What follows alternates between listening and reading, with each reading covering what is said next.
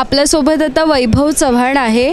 Big boss मराठीमध्ये आपण त्याला बघितलेला आहे आणि त्याचा खूप मोठा फॅन फॉलोईंग आता झालेला आहे. इफ्फीमध्ये सुद्धा त्याच्यासोबत बरेच लोक कॉन्व्हर्सेशन करताना दिसत आहेत. तर आपण वैभवला विचारूया, तू पहिल्यांदाच आलायस इफ्फीला का याआधी पण आला होतास? हॅलो सगळ्यांना नमस्कार. मी ॲक्च्युली फर्स्ट टाईमच आलो आहे आणि ह्यावेळेस मी फक्त अटेंड करायला आलो आहे आणि मी पूर्ण इफ्फीचे 8चे 8 दिवस अटेंड करणार आहे. सो कारण की मी फर्स्ट डे ज्यावेळेस आलो होतो ज्यावेळेस जसे मूवीज बघतो, जसे मी सगळ्या गोष्टी बघतो, तर मला आवडतं आहे. कारण की हे एका आर्टिस्टसाठी खूप मोठी गोष्ट आहे मूवीज अटेंड करणं किंवा सगळ्यांना भेटणं.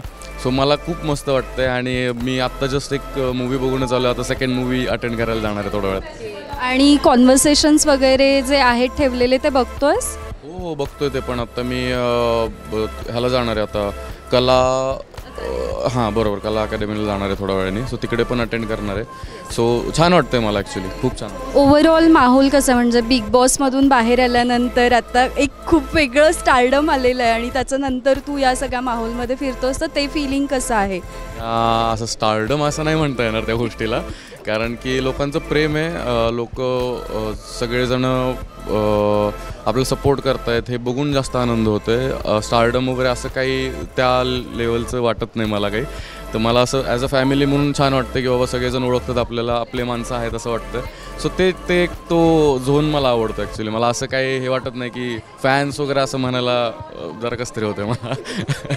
येस, हे म्हणजे डाऊन टू अर्थ असण्याचा एक गुण आपण वैभवचा म्हणूयात. आणि बिग बॉसमध्ये आम्ही तुला बघितलं, खूप छान वाटलं. We miss Irina also. So ती आल्यानंतर आम्ही परत एकदा तुला भेटू. थँक्यू सो मच आणि best of luck to you. Yes.